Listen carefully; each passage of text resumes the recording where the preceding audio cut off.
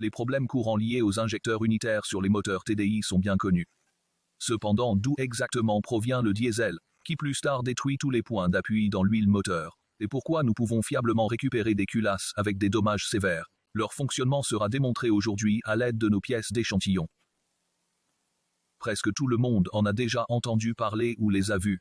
Les marques d'usure bien connues sur les culasses des moteurs à injecteur PD. Pour illustrer la formation et plus tard la réparation fiable, nous avons agrandi les zones concernées, des zones essentielles pour réaliser des pièces d'échantillon symboliques. Même dans cette représentation simplifiée, le cœur du problème est immédiatement apparent. En serrant la vis de tension, la chaussure de retenue originale commence à s'incliner.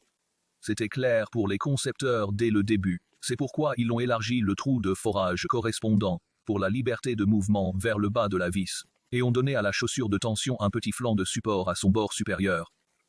Néanmoins, cette inclinaison provoque le déplacement latéral de l'injecteur dans son trou.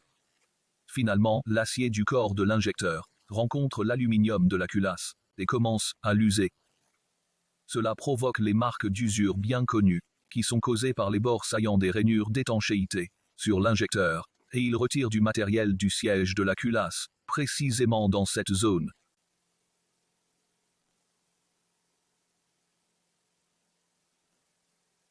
Même sur l'injecteur original, les surfaces de contact sont très clairement visibles.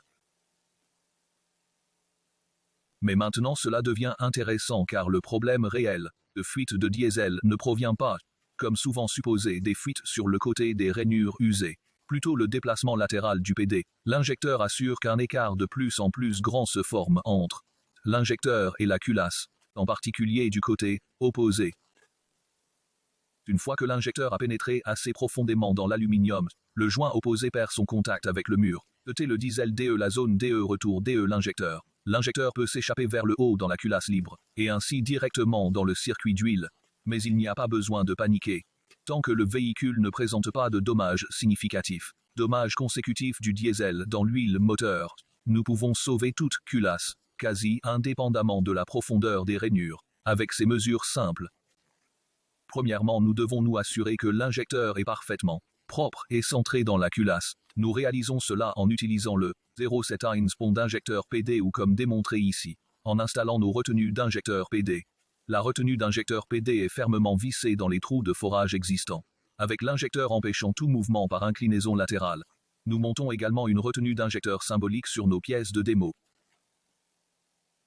Des dimensions de support adaptées à la culasse respective. Assurez-vous que le nouveau montage puisse être parfaitement aligné et soutenu dans la culasse. Ainsi centré, tout déplacement et usure de l'injecteur est impossible. Cette situation peut être encore améliorée en utilisant nos anneaux d'étanchéité Viton spécialement développés. Ceux-ci ont un diamètre de cordon légèrement plus grand, tout en ayant une dureté short plus douce. Cette combinaison assure que la surface de contact du joint est significativement augmentée et la tolérance pour les dommages préexistants est considérablement améliorée. En marquant la position du joint, quand l'injecteur est parfaitement centré, la raison derrière notre déclaration, la raison de notre affirmation que nous pouvons sauver toute culasse devient claire. En raison de l'alignement droit, le nouveau joint est positionné bien au-dessus de la zone endommagée dans le trou. Puisque le métal n'a pas frotté contre le métal pendant l'usure, et le joint original pourrait protéger la zone, nous pouvons maintenant l'utiliser à nouveau pour une étanchéité propre.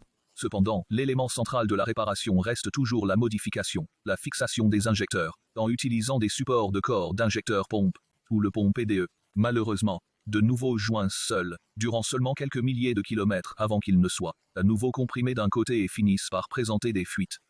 Dans une culasse endommagée, il n'y a plus aucune stabilité latérale entre l'injecteur et l'alésage, puisque ces zones ont déjà été usées. Ainsi, le déplacement et les fuites se produisent à nouveau plus rapidement. Par conséquent, reposez-vous sur nos systèmes prouvés et expériences au fil des années, avec l'original 0,7 pont d'injecteur PDE et le 0,7 INS support de corps d'injecteur pompe, pour améliorer significativement la fiabilité et le kilométrage de votre moteur.